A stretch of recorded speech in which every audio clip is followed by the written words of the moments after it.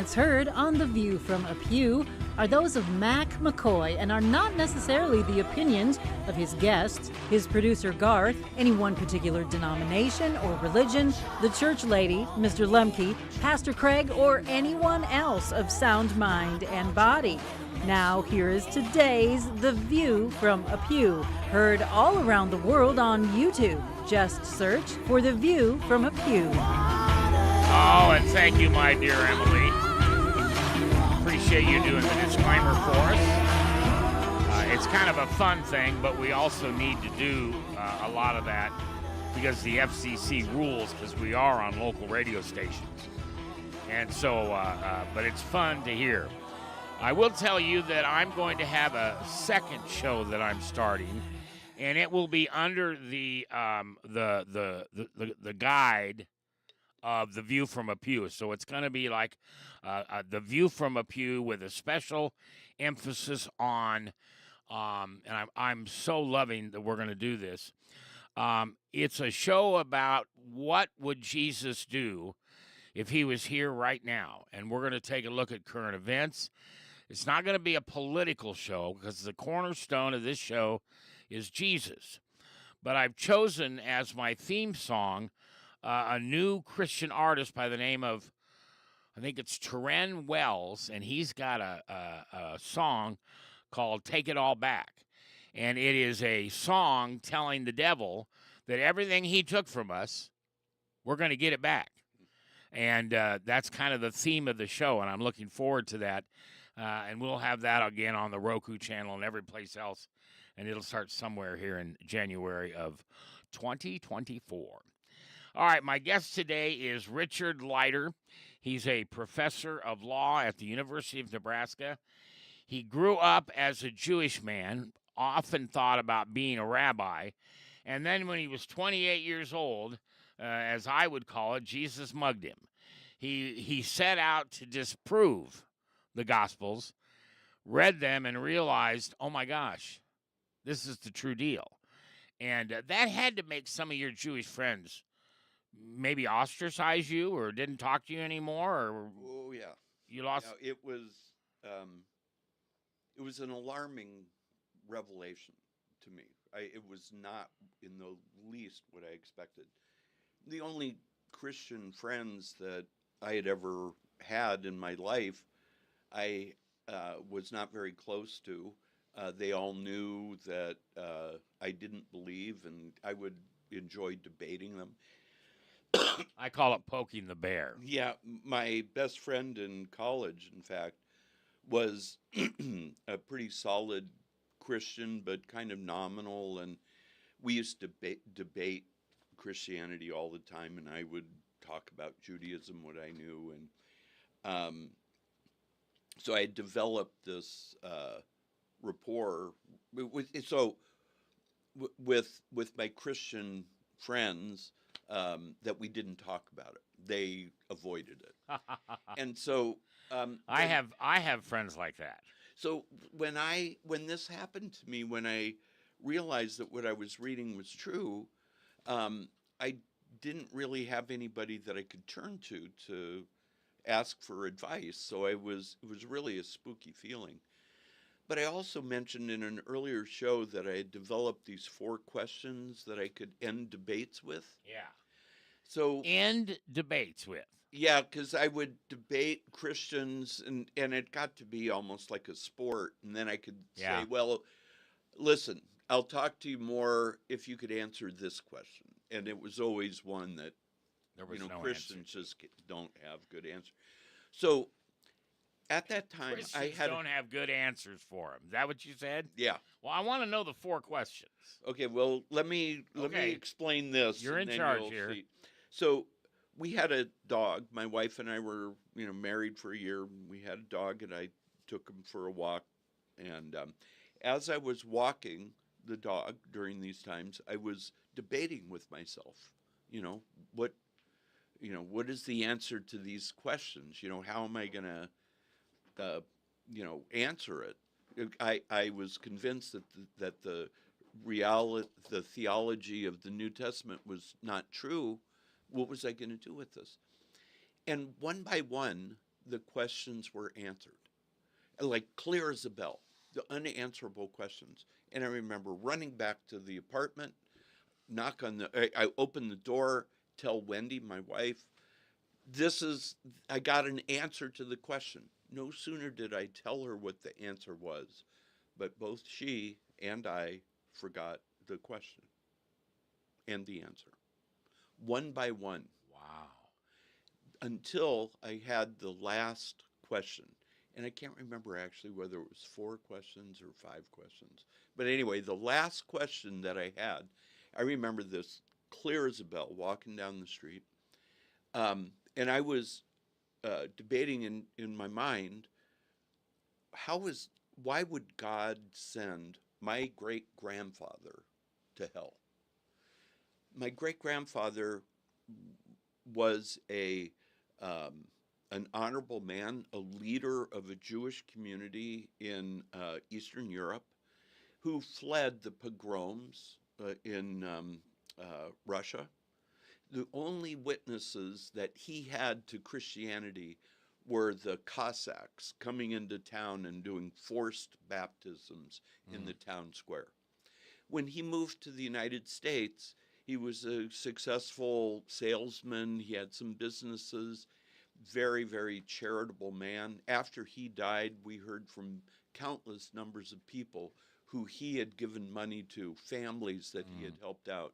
Nobody knew about it. He did it all anonymously. Yeah. So he was a very good man. And how could God sentence him to hell for the only witness to the gospel was forced baptisms in the town square? So as I'm pondering this, walking down the street, I heard loud and clear, but I don't think it was audible. If you were standing next to me, I don't think that you would have heard it. I have the same experiences. And the words that I heard were, "None of your business." And I just stopped short. Really? And what I started to realize as I was pondering that voice was what I was really grappling with was my relationship with God, not my grandfather's relationship with God, But your. mine. And if I believed that God was true, righteous, good, merciful, all of these attributes, then whatever he chose to do with my great-grandfather or the child in the South Sea Island Sure. was going to be righteous, just, and merciful.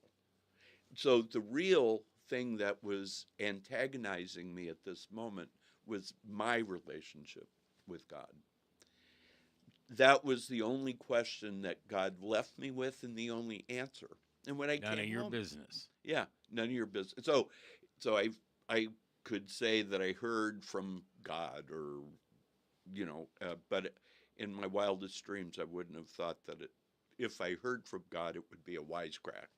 Yeah. But that's what it was. Well, But it did it, and so that freed me up to realize that I had read the Bible, found out that it was true. Now what? And I don't have to worry about all these other people. What God wanted me to focus on was my relationship with him. yeah.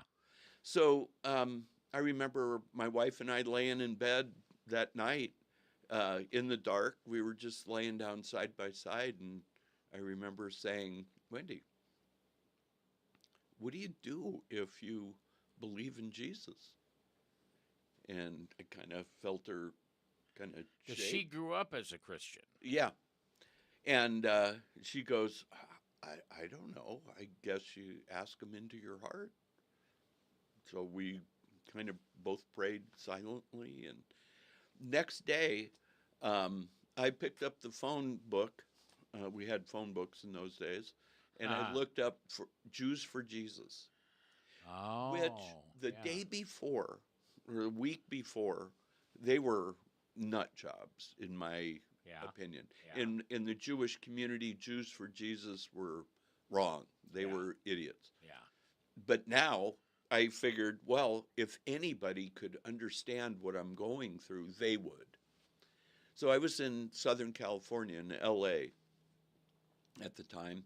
When I looked in the phone book, the phone number for Jews for Jesus actually had a 408 area code, which is Northern California. Which is where you were from. Which is from where I was from. So I called the number, and the person on the phone said, "Shalom," and I said, "Well, I'm Jewish, and I think I believe in Jesus." Well, she went nuts and turned around and shouted something to other people in the office where she was, and everybody was excited. And I said, "But I don't know what to do." And she says, "Okay, we'll send you some material." And she gave me the phone number of the local Jews for Jesus mission that was down there. And so one of the first things I did is I sat down and I wrote a very long letter to my parents saying, "You won't believe what I discovered. Christianity is true. The New Testament is a Jewish book that we haven't read. We need to read it." And it was a lengthy letter explaining how excited I was and so forth. That letter was returned to me unread, partially read. My dad had found it, read it, stuck it back in an envelope and sent it back to me and said, "Don't ever talk about this again." So they were really mad. Wow. Wendy and I ended up going to a Jews for Jesus Bible study that was weekly, that was being hosted down there. It was for new members. And it was an extraordinary group. Wendy and I learned a lot. There were, this happens, or at least at that time, we encountered a number of people who were just minding their own business, and God captured us. And so it was really a thrill. I never say that I teach when it comes to theology. I always say I facilitate. Yeah. And the Holy Spirit teaches. Yeah. We've got a class that I'm starting, and depending on when you listen to this, it's probably already started, but it's called Alpha. Have you ever? Oh, yeah. Yes. All right. Wendy and I were leaders of Alpha. Amazing. Yeah. Amazing curriculum. Yeah. And people say, "Well, what's it about?" Well, it's Jesus 101. Yep. And it's not denominational. Yeah. So, yeah. And the first time I took that, I had never I'd never read the Bible. Yeah. Unless I was reading at church, I had to read a verse or something. And then, kind of sounds like you did the same. You have a hunger to read this book. Oh, yeah. Read these books. So what Jews for Jesus said is, first thing you need to do is you need to get to church. Yeah. And I said, "Where?" And they recommended First Hollywood Presbyterian, which was a big, very well-known. Yeah. Calvinism. Oh, gosh. And this is also the church where Henrietta Mears grew up, so she founded Campus Crusade there. All right, we're coming back with another show. My guest is Richard Leiter, and you're listening to The View from a Pew.